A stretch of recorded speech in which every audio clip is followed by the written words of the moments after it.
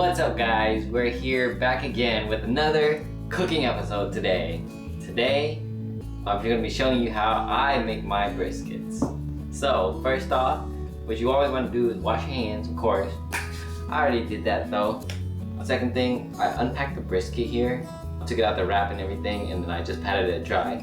So I did that off camera for you guys here, and then I'm going to show you how I trim the brisket. Okay guys, yeah, so we're getting a little bit close up and personal here just to show you how I trim the brisket. So I don't trim out too much of the brisket. I got a little knife here, but if you have like a carving knife, it's gonna make it like 10 times easier for you since it'll be like super sharp. So usually what I like to do is I like to have about a 1/4 inch of fat on here and then trim off everything that's on the side. So if you see here, so this is just like a little overhang of the brisket. I'm gonna trim a little bit of that out. There is this discoloration on the brisket here that I don't like. So I'm gonna cut a little bit of that out as well. And then on this back side, I think I'm gonna take all this out. It's like the silver skin and stuff like that. I'm gonna do my best to try and take that out, but you necessarily don't have to because with the long cook, it'll get there. So, you know, take the knife and this. I always save my trimmings because you could turn that into tallow and stuff like that. So I'll show you guys how to do that as well. Oh man, this thing is not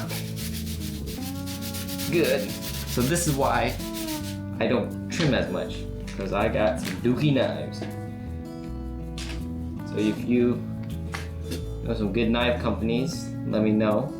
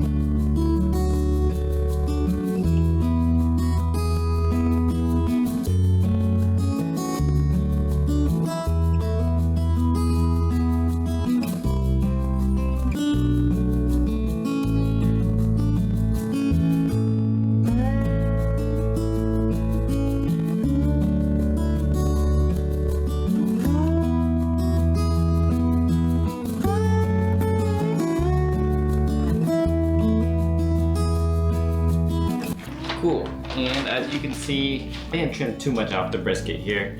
So this is what the other side looks like.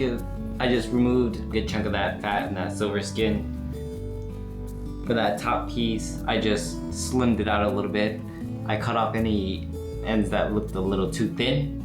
So, you know, like if it looks thin, not kind of have like a uniform thinness around it. Thinness or thickness, you know. So yeah. So, and then I just took off some fat on this side here. It's a little too thick for my liking, but so just trim that off. So didn't take too much off of it, so maybe about this, and took me a couple minutes of slicing. Woo. The next, we gonna season it. Okay, and so guys, today for the seasoning, I'm gonna be using some hardcore carnivore black beef seasoning. Come on. So as you can tell, I've used this a couple times already. It's pretty good. It's alright. I haven't had too many pre-bought seasonings, so I don't know too much about it, but this one is okay. What I will say is it does cheat the bark though, because of like the activated charcoal or whatever. So it kind of gives like a weird, not like a weird, but like it's almost like you cheated on your bark. You put it in there, you think the bark looks good, and you're like, oh dang, I did good. Really, it's the seasoning. In it, it'll be, you know, sea salt, white sugar, black pepper, dehydrated garlic, onion, dehydrated garlic and onion, chili powder. You can see it on there, hopefully. Yeah, come on. So season this liberally on the brisket, since this is a big piece of meat. However you season it, can't go wrong. Do it a lot, need that flavor. No binder, none of that BS. So basically, we're just gonna be seasoning the meat side here. And I forgot to tell you guys that this piece of meat, it's the brisket, but it's the flat part of the brisket. So the packer brisket is the whole brisket piece. It's gonna come with the point and what's called the flat. The point is like the super fatty side. That's the point that they use to make burnt ends and stuff like that. But the flat is the one that they slice. Like, you know, brisket slices that you see. So yeah. So take this, bow. And I'm just gonna put it all up on there.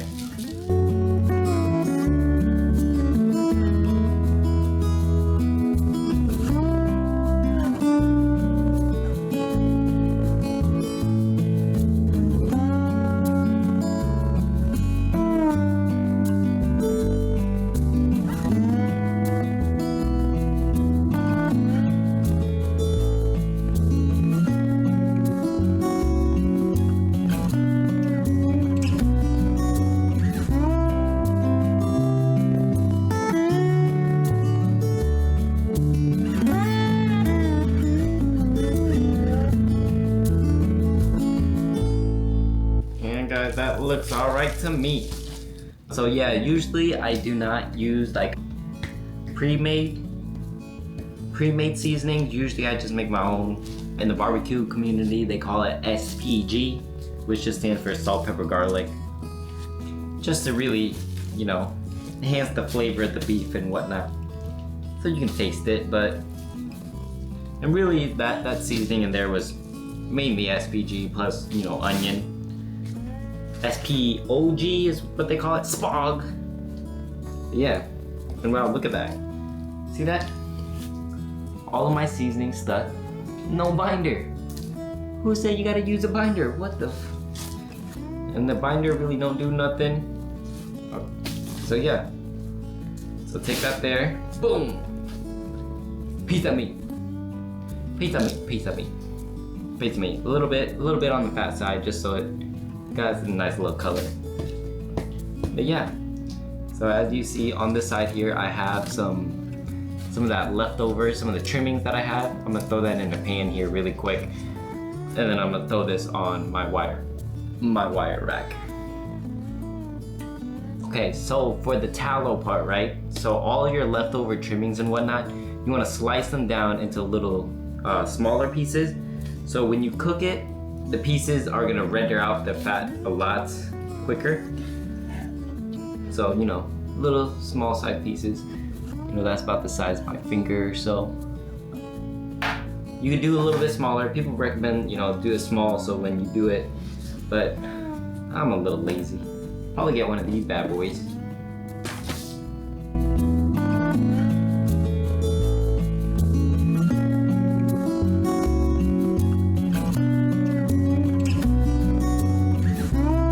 Pull my other knife out.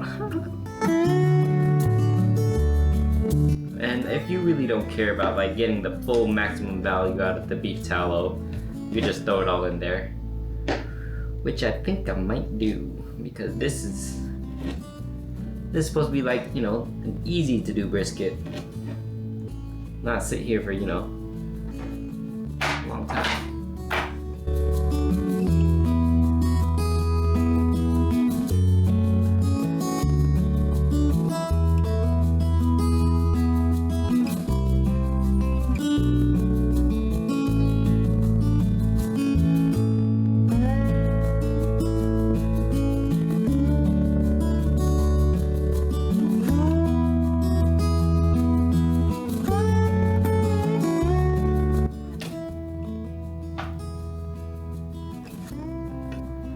So guys, that's my seasoned brisket here. I just threw it on my wire rack. I'm gonna be throwing this into the fridge overnight. It's currently like 12 p.m. Friday night or Saturday midnight, whatever you call it. And then this is all my trimmings. I know I could have cut this down a lot smaller. But if you've seen, I just started getting lazy, so, and I don't really care about like getting the full fat out of the tallow there. So yeah. So this is gonna go in the fridge overnight, and then I'll show you my grill setup. Today I got my Oklahoma Joe Bronco Pro. This thing is a big bad boy, you know what I'm saying? Come on. This is my drum smoker, and we're gonna be using that. So I'm gonna show you how I set up the charcoal in it. So guys, so this is gonna be your charcoal basket. I had a little bit of charcoal in it from my last cook, so I'm gonna be using some of that. Today, we are going to be using some B&B charcoal. This bag split when I bought it from Walmart, so that's why it's open upside down, but usually it's open on this side, you know? So this one, I'm gonna layer out a little even layer of charcoal here. Just dump it in YOLO. Got some big chunks in here, man. Since this is gonna be a long cook, I kinda wanna fill this all the way, but I'm gonna get some wood chunks, and then I'll layer some in it, and then I'll pour some more charcoal on it too. Today we're using some hickory wood here. You know what I'm saying, man. So grab some wood, and I just YOLO, pop it some in there. Just, you know, a little spread out, a little spready, a little spread. And then come back with the charcoals.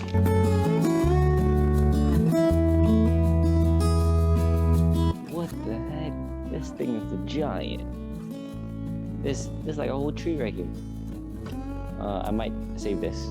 We add a little bit more pieces on here. So this brisket, I have a feeling that it's gonna be cooking for a while. Usually I get a good, you know, like 8 to 10 hours on my briskets. So yeah, so this should hopefully be good. So that's how I set up my basket. The last thing that I put in here is gonna be that fire starter. And so today we're using some B&B Sure Start fire cubes. You come on these little cheese squares, and you just break it down there. Do a little square. I just shove down over here somewhere. I might do another one. You want to find a place that has mostly charcoal, so it'll light the charcoal first before it lights any of the woods. So maybe right here. Clear out a little bit of room on this side over here. Create winning wood, charcoal. Get some charcoal lit right there, yeah. Then on this one, I'm not sure if you can see it. Let me bring it up. Oh, it's kind of heavy. Let's see. So you'll see my little fire cubes here. Then there's one kind of back there. Yep. Yeah. So that's ready to go for when I start it later tonight. Okay, and the next step is to reassemble everything into the drum smoker so you're ready to go for when you start cooking. So in there, below, when I loaded the charcoal, I have the ashtray. That goes down first at the bottom there.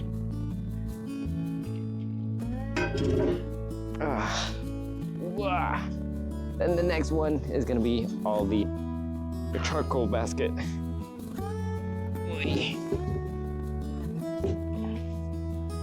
Then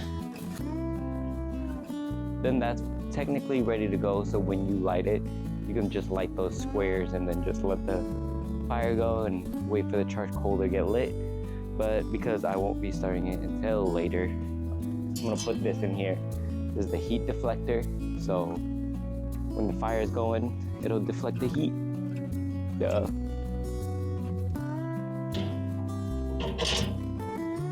And then last thing is the grate. Put the grate on there. Yeah. And so then what I do, I'm just gonna leave it closed until I'm ready to go. Okay guys, and so for our little fire today, we are going to be lighting the fire up here. So see those little squares? Those are my little fire starters. Light that thing up. There we go, there we go. And then I'm just gonna move a little bit of coal over here so it can start these little thingies. You know? Ooh, I'm dangerous. I'm dangerous. Oh, come on, baby. Yeah. Let them light up. So this process for me usually takes about 30 minutes to get up to temp, but yeah. So I just wait till it starts catching. But yeah. Looks beautiful. I guess I could have seasoned the sides a little bit more, it looks like, but this is the fat cap side, but you see on here, on the other side, on the meat side. Ooh, we got them lines in it because the grids, but yeah. Okay. And so guys, I think I fucked up. The whole thing is on fire. That is not what I wanted. I am gonna try and choke this out a little bit. Sorry, oh yeah, before, vents all the way opened. But now I'm gonna close it down to really try and tame that fire. Cause I am not looking good. That thing is hot. I need to choke it out a little bit. So guys, the charcoal kind of lit a lot faster than what I thought it would, but YOLO, we're just gonna send it. So as you see, my temperature is, it's a little high than what I wanted to, but we're gonna send it. So we just lift this up. Ooh, so the charcoal calmed down a little bit, but half the charcoal still lit, which is not what I want. So I might have to check it in the morning or something. But yeah, so this heat deflect. It's dark smoke. Can't see. Dark. Oh shit.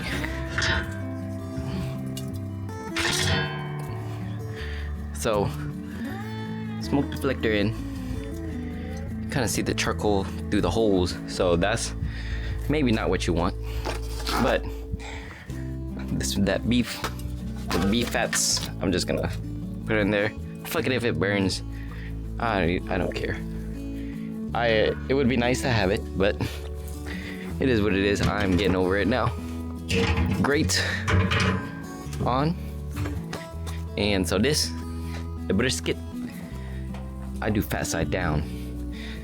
Since, you know, it should technically, in theory,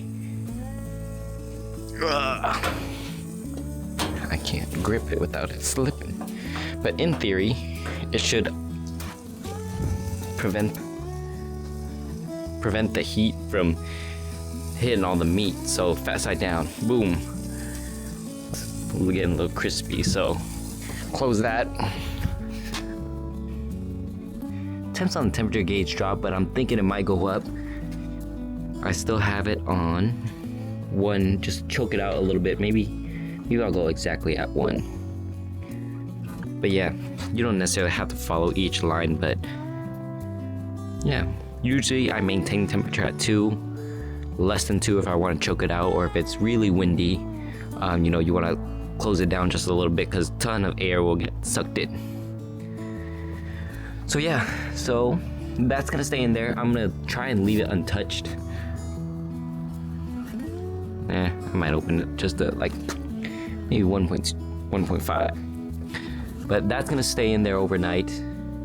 I don't know. We'll see. But that's gonna stay in there overnight. We're gonna be monitoring the temps maybe for about an hour or so. Make sure it's set. And if it's good for an hour, it should be good for the rest of the night.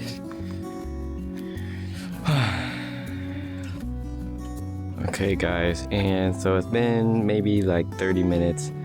I'm getting tired of waiting for it. The white smoke, that's technically not what you want to see. It's called dirty smoke. I'm just gonna hope it clears up overnight.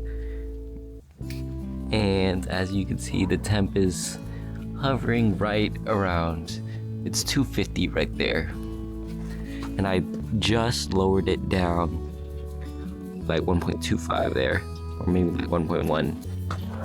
Might just go 1, just a little bit closer in there. Yeah, so I'm just gonna trust this thing. This is gonna be my low maintenance brisket. Don't do nothing too much. I don't want to do it. Your boy's lazy, man. We will check back in the morning and see how it goes. And so guys, it's the next morning here. And so, looks like it is dropped a little bit on the temperature. Still going strong. Yeah, let's see. So we're gonna check it out. We're gonna be temping it here. And then we're gonna be testing for the softness.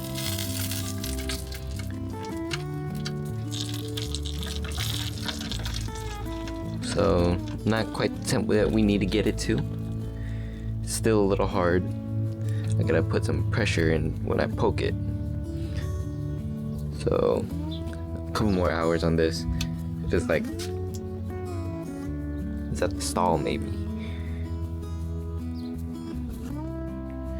Dang, this thing is like been on there for 12 hours, so maybe I'm gonna bump this up open, burn some more fuel.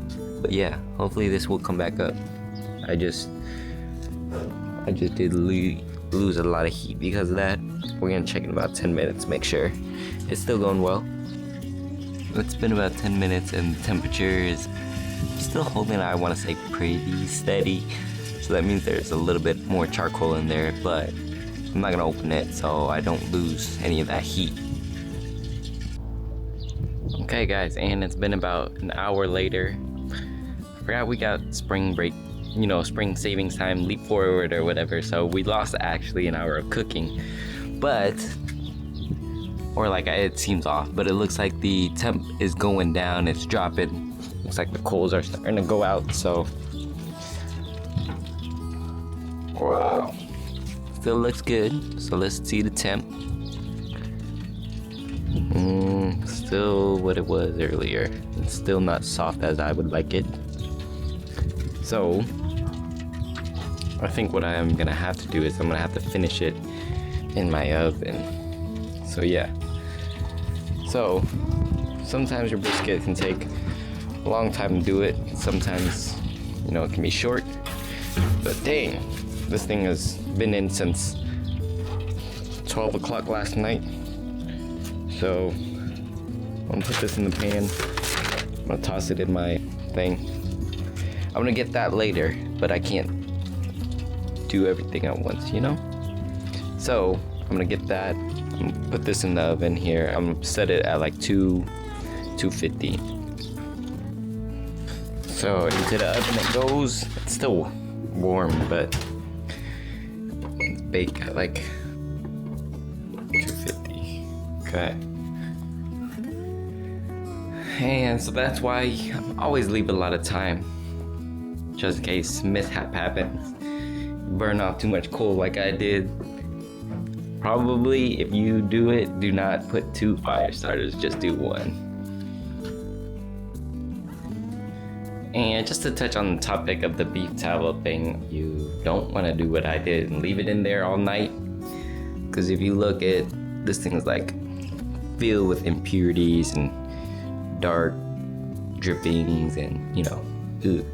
I can choose to strain it and try and get some of that out. I might not use it.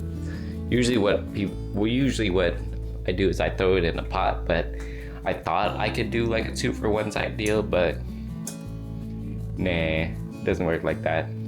So usually I just throw it in a pot and then just set it on low or something and let it filter out. So I got all the nasty stuff in there. Okay guys, and it's been a long time waiting. It is 4 o'clock here. I put this thing in at like 12 last night. We're gonna see.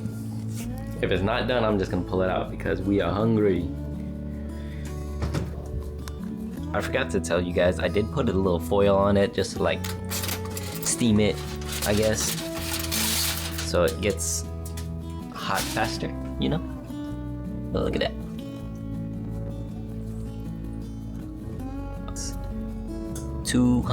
Over 200. And if you can see, the probe is going pretty easily in there. I'm really not pushing it in there. How do I do this? Like this. Ooh, okay. So that's where I want it to be. For tenderness.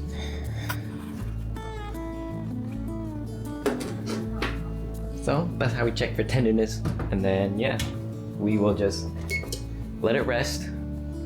We're gonna be pulling it out, resting it here. Maybe rest it for maybe like an hour or two before it's time to eat. Cause we are starving, baby. Put this back on there so don't, And okay guys, so it's been about an hour that the brisket has had time to cool down. It's still hot here, but let's move it over onto our cutting board here.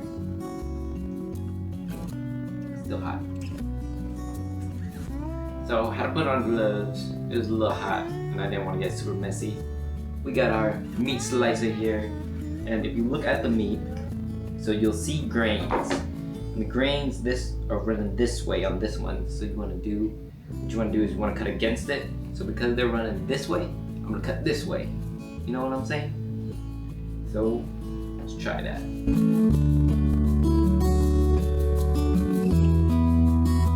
Something a little bit on the inside of it. Ooh, beautiful smoke ring. Nice, tender. That was kind of hot though. Ah, yes. Meat in my mouth.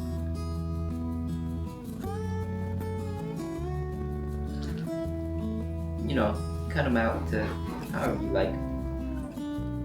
And so, do a little speed up here.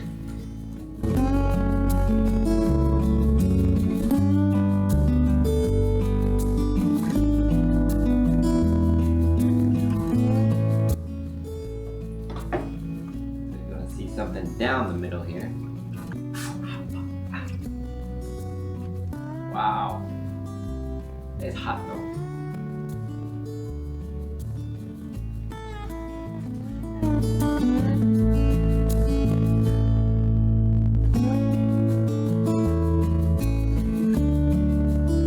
Okay, and so getting to this side has a lot of fat on this side. So it's gonna be a little bit harder for me to slice it because it wants to fall apart here. So these I'm gonna turn into little squares on this side.